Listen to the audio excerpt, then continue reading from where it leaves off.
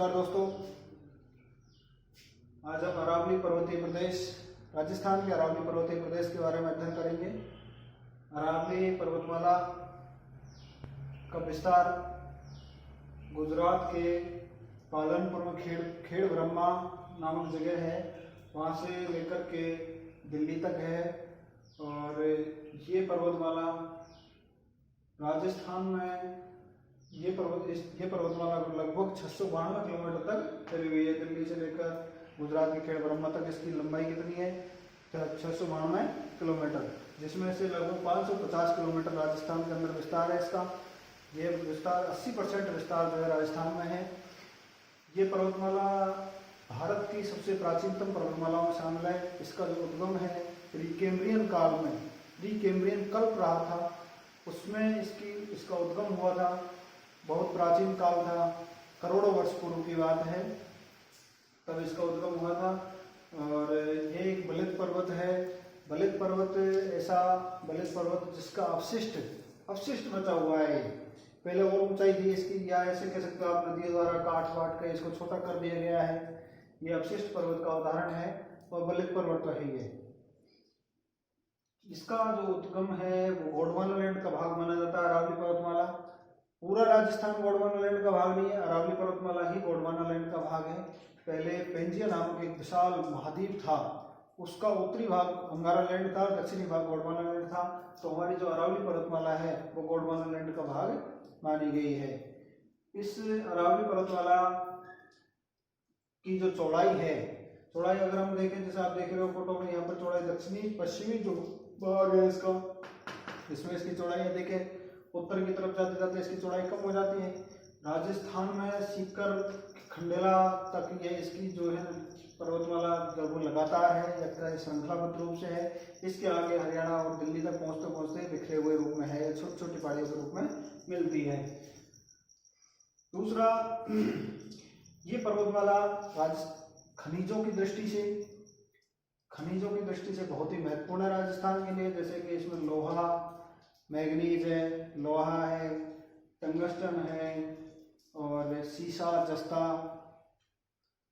चांदी, और कहें आप जैसे महत्वपूर्ण धात्विक खनिज इसके अंतर्गत मिलते हैं राजस्थान में। ये भारत की महान जलविभाजक का काम भी करती है। ये महान जलविभाजक का कैसे करती है कि इससे निकलने वाली नदियां दो तरफ जाती हैं। कुछ नदियां तो बंगाल की खाड़ी में चल जाती हैं, जैसे कि बनास नदी का जल अंतर तक आ जाता है बंगाल की खाड़ी में। इधर जैसे लूणी नदी है, इसका जल कहाँ जाता है? अरब सागर में। एक माही नदी है, उसको आप छोड़ दो, माही नदी तो इसका भाग है पूरे मैदान का। तो इससे निकलने वाली नदियां दो भागों में चल जाती हैं। इस कारण से महान जलविभाजक, भारत का जो महान जलविभाजक है उसका ही एक भाग है। इसे हम क्रेस्ट लाइन में कह देते हैं कई बार। उसका भाग है अरावली पर्वतमाला, यानी कि राजस्थान के बाध्यता को दो भागों में बांट रही है। ये जो पर्वतमाला है राजस्थान के जो क्षेत्रफल है, कुल क्षेत्रफल उसके लगभग 9% भाग पर है। और यहाँ पर्वतीय प्रदेशों में लगभग 10% जनसंख्या का निवास मिलता है 2011 की जनगणना के अनुसार। इस पर्वतमाला ये श्रृंखलाबद्ध रूप से तो है ही है, लेकिन कुछ नाल यानी कि दर्रे भी है इसके मध्य में, जैसे देशूरी की नाल है, कुछ राजसमंद में है इसकी नाल। इस पर्वतमाला पर कई चोटियां, क्या कहें आप, किले, राजस्थान के कई महत्वपूर्ण किलों का निर्माण हुआ है। सिवाना का फोर्ट है, सिवाना, जालौर, बाड़मेर की सीमा पर सिवाना फोर्ट है। या फिर कहें आप इधर राजसमंद में इधर तारागढ़ फोर्ट है। इधर अलवर में कौन सा? अलवर में हो गया आपका भाला किला है ना। ये जो किले हैं, महत्वपूर्ण किले, राजस्थान के कई महत्वपूर्ण किलों का निर्माण भी इसी पर्वतमाला की पहाड़ियों पर हुआ है। इस पर्वतमाला पर कई जनजातियां निवास करती हैं, जैसे कि भील है, गरासिया है और डामोर है। इन जनजातियों के द्वारा यहाँ पर मक्का का उत्पादन किया जाता है। और राजस्थान की काफी वर्षा इस पहाड़ी क्षेत्र में प्राप्त की जाती है। वहां से नदियां भी दोनों तरफ निकलती हैं। यहाँ ये 50 से 80 सेंटीमीटर की वर्षा रेखा के क्षेत्र में स्थित है। 50 सेंटीमीटर से इसके दक्षिणी भागों में अधिक वर्षा देखी जाती है अरावली पर्वतमाला के, उत्तरी भाग में 50 से 80 सेंटीमीटर वर्षा रेखा देखी जाती है। दक्षिण भाग में 120 सेंटीमीटर वर्षा रेखा तक पाई जाती है। और इस पर्वतमाला का जो ढाल है, जो ऊंचाई है, ऊंचाई सबसे अधिक कहाँ पर मिलती है? इन क्षेत्रों में। आप देख रहे हो इन क्षेत्रों में जो इसकी महत्वपूर्ण चोटी भी आपको ध्यान है, सबसे ऊंची जो चोटी है अरावली पर्वतमाला की, ये इसी क्षेत्र में स्थित है। दूसरा, इस क्षेत्र में सबसे ज्यादा ऊंचाई जैसे 1720 हमारे आबू पर्वत खंड में स्थित है।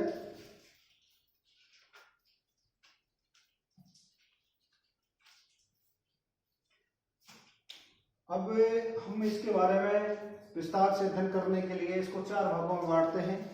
4 भागों में बांटने से, जैसे इसका यहाँ से लेते हैं, यानी कि उत्तर पूर्व से दक्षिण पश्चिम की तरफ आते हैं इसका अध्ययन करते हुए। इनमें हम देखेंगे कि सबसे पहला जो भाग है उत्तर पश्चिम, उत्तर पूर्वी भाग, इसमें अलवर, सीकर, झुंझुनू और जयपुर 4 महत्वपूर्ण जिले आते हैं, जिनमें कि इन पहाड़ियों का विस्तार पाया जाता है। यहाँ पर रघुनाथगढ़ है, रघुनाथगढ़, बावाई, खो, तोरावाटी, शेखावाटी, इसके अलावा मालखेत की पहाड़ियां भी इसमें शामिल हैं। ये मैंने लिखी हुई है यहाँ पर, तोरावाटी, शेखावाटी, बावाई, रघुनाथगढ़ और खो और मालखेत, ये पहाड़ियां उत्तरी पूर्वी भाग का ही हिस्सा हैं। ठीक है। इसकी जो औसत ऊंचाई है वो 450 मीटर है, यानी कि आप कह सकते हो इसकी औसत ऊंचाई कम है, लेकिन रघुनाथगढ़ चोटी जो है, रघुनाथगढ़ चोटी 1000 मीटर से अधिक ऊंची है। ठीक है। और दूसरा जो भाग है इसका मध्यवर्ती भाग, जैसे हम कह रहे हैं, मध्यवर्ती भाग जयपुर, टोंक, अजमेर में फैला हुआ है। यहाँ पर नागपाड़ और तारागढ़ नाम की 2 महत्वपूर्ण चोटियां हैं इसकी, इन पर किले बने हुए हैं। तारागढ़ तो एक फोर्ट है, तारागढ़ तो एक किला है। नागपाड़ वही स्थान है जैसे लूणी नदी का उद्गम होता है, और लूणी नदी पश्चिम की तरफ बह करके आखिरकार हमारे अरब सागर में जाके गिर जाती है। ठीक है, अरब सागर की खाड़ी में जाकर जाती है। इसका जो औसत है इससे अधिक मिलता है, औसत ऊंचाई इससे अधिक है, लेकिन जो तारागढ़ चोटी है उसकी ऊंचाई 872 मीटर तक की है। 872 मीटर है, जो कि रघुनाथगढ़ की 1000 से ऊपर है। 1000 मीटर से अधिक ऊंचाई है रघुनाथगढ़ की। इसकी औसत ऊंचाई इससे अधिक है। जैसे जैसे हम दक्षिण की तरफ जाएंगे औसत ऊंचाई बढ़ती जाएगी। इस भाग की लगभग 1200 मीटर है। इसके अंतर्गत मध्यवर्ती जो भाग है, मध्यवर्ती अरावली है, इसी में मेरवाड़ा की पहाड़ियां भी स्थित है। मेरवाड़ा की पहाड़ियां पाली से ऊपर है, वो पहाड़ियां भी इसके अंतर्गत शामिल की जाती हैं। तीसरा नंबर आ जाता है, तीसरा इस क्षेत्र का, जिसे मेवाड़ की चट्टानें या मेवाड़ की पहाड़ियां कह सकते हो, मेवाड़ की पहाड़ियां और भोराट का पठार इस क्षेत्र में सम्मिलित है। भोराट का पठार और मेवाड़ की पहाड़ियां, इनका विस्तार पाली, राजसमंद, उदयपुर, कुछ सिरोही का पूरे भाग इसमें शामिल है। अर्थात 4 जिले आप इसमें सम्मिलित कर सकते हो, सिरोही, उदयपुर, पाली और राजसमंद। इन 4 जिलों में जो पहाड़ियां पाई जाएंगी वो किसका भाग होंगी? मेवाड़ की पहाड़ियां, भोराट के पठार का क्षेत्र इस भाग में सम्मिलित किया जाता है। तीसरा भाग ये है इसका। भोराट का जो पठार है गोगुंदा से लेकर के, गोगुंदा उदयपुर में है, गोगुंदा से लेकर के इधर आपके गोगुंदा से लेकर के यहाँ कुंभलगढ़ तक है इसका विस्तार भोराट के पठार का। भोराट का जो पठार है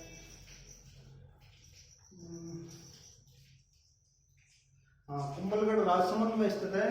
कुंभलगढ़ से लेकर के और गोगुंदा तक स्थित जो पठारी भाग है, पठारी भाग से मतलब पहाड़ियां तो हैं लेकिन वो क्या नुकीली नहीं है और ज्यादा ऊंचाई भी नहीं है, इस कारण से इसको पठार कह देते हैं। काफी दूर तक फैला हुआ है और इसको भोराट का पठार नाम दिया गया है। कुछ पहाड़ियां भी हैं, जैसे राजसमंद में कुंभलगढ़ दुर्ग जो है बहुत ऊंचाई वाला दुर्ग है, इसी भाग में फैला हुआ है मेवाड़ की चट्टानों पर, मेवाड़ की पहाड़ियों पर। तीसरा चौथा जो अंतिम भाग है अरावली पर्वतमाला का, जो सबसे ऊंचा भाग है, उसे नाम दिया गया है आबू पर्वत खंड। आबू पर्वत खंड का मुख्य जो विस्तार है वो तो है सिरोही जिले में।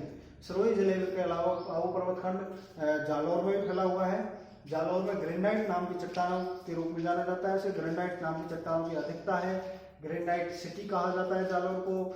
जालौर तथा बाड़मेर की सीमा पर, जालौर और बाड़मेर की सीमा पर कुछ पहाड़ियां हैं गोलाकार रूप में है, जिन्हें 56 की पहाड़ियां या नाकोड़ा पर्वत भी कहा जाता है। ये महत्वपूर्ण क्वेश्चन बनता है इसके अंदर कि नाकोड़ा की पहाड़ियां कहाँ स्थित है, तो जालौर और बाड़मेर दोनों की सीमा पर है, जिन्हें सिवाना की पहाड़ियाँ, जालौर की पहाड़ियाँ, छप्पन की पहाड़ियाँ या फिर कहीं आप गोलाकार पहाड़ियाँ, ये तीनों चारों नाम की पहाड़ियाँ इसी आबू पर्वतखंड का ही भाग हैं, जिनका विस्तार जालौर तथा बाड़मेर की सीमा पर है। आबू पर्वतखंड के अंतर्गत राजस्थान की सबसे ऊंची चोटी, यहाँ तक कि मध्य भारत की सबसे ऊंची चोटी का विस्तार पाया जाता है। आबू पर्वतखंड की महत्वपूर्ण चोटी जो है, इसको हम गुरु शिखर के नाम से जानते हैं। गुरु शिखर 1722 मीटर ऊंची एक महत्वपूर्ण चोटी है, जो सिरोही जिलों में इसका विस्तार पाया जाता है। सिरोही में है। इसके पूर्वी भाग में उड़िया का पठार है। उड़िया का पठार राजस्थान का सबसे ऊंचा पठार है, जिसका विस्तार रघुनाथ गुरु शिखर के पूर्वी भाग में है। और जब इनके अलावा राजस्थान में ये महत्वपूर्ण पहाड़ियां हो गई। अब मैं आपको एक चीज बताता हूं, जिसके अंतर्गत हम चोटियों को देखेंगे, राजस्थान की महत्वपूर्ण चोटियां। जैसे क्रम देख लेते हैं हम थोड़ा सा। महत्वपूर्ण चोटियां जो है अरावली पर्वतमाला की, इनका सबसे पहला जो है ये आ जाएगा आपका गुरु शिखर, शेर, जरगा, रागा, अचलगढ़,